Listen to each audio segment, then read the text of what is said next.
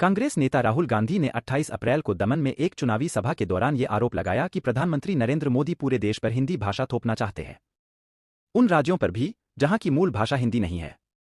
उनके इस आरोप को लेकर सियासी तूफान मच गया है और बीजेपी समर्थक राहुल के इस आरोप को सरासर झूठा बताते हुए पूछ रहे हैं कि आखिर पीएम मोदी ने ऐसा कब कहा। राहुल गांधी ने हिंदी और मोदी को लेकर क्या कहा? दमन में राहुल ने कहा कि एक तरफ कांग्रेस पार्टी है जो कहती है कि हर जगह की संस्कृति, भाषा और इतिहास की रक्षा होनी चाहिए, वहीं बीजेपी और पीएम मोदी एक देश, एक भाषा की वकालत करते हैं।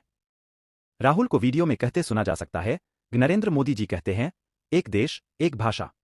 अब तमिल लोग कह रहे हैं कि भैया, एक भाषा कैसे? तमिलनाडु में तमिल बोली जाती है, बंगाल में बंगाली बोली जाती है, गुजरात में गुजराती बोली जाती है। एक भाषा कैसे, एक नेता कैसे? तो ये विचारधारा की लड़ाई है।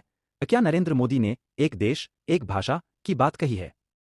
हमें पीएम नरेंद्र मोदी का ऐसा कोई बयान नहीं मिला जिसमें उन्होंने एक देश एक भाषा लागू करने की बात कही हो। हाल में एक इंटरव्यू के दौरान जब उनसे पूछा गया था कि क्या वो तमिलनाडु पर हिंदी थोपना चाहते हैं, तो उनका जवाब था, इस देश का हर इंच मेरे लिए पवित्र है। इसी तरह इस देश की सभी भाषाएं भी मेरे लिए पवित्र हैं। इसी के आधार पर मैं काम करता हूं। इसी आधार पर राष्ट्रीय शिक्षा नीति भी तैयार की गई। साल 2022 में 14 सितंबर को हिंदी दिवस के मौके पर उन्होंने ट्वीट्स के जरिए हिंदी भाषा की सरलता और सहजता की तारीफ जरूर की थी। इसी तरह पिछले साल इसी मौके पर उन्होंने हिंदी को राष्ट्रीय एकता को मजबूत करने का माध्यम बताया था। लेकिन मोदी ने ऐसा कभी नहीं कहा कि वो चाहते हैं कि पूरे देश में सिर्फ हिंदी भाषा का ही बोलबाला हो। तो क्या राहुल गांधी का आरोप पूरी तरह मनगढ़ंत है?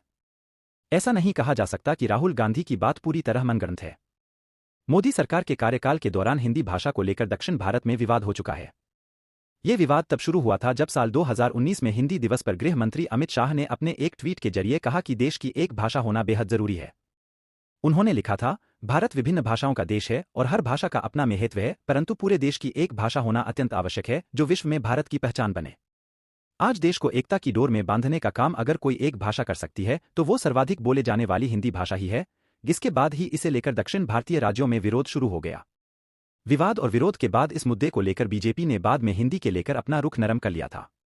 खुद अमित शाह ने बाद में हिंदी दिवस पर ट्वीट्स के जरिए ये संदेश देने की कोशिश की कि बीजेपी सरकार के लिए सभी भारतीय भाषाएं महत्वपूर्ण हैं।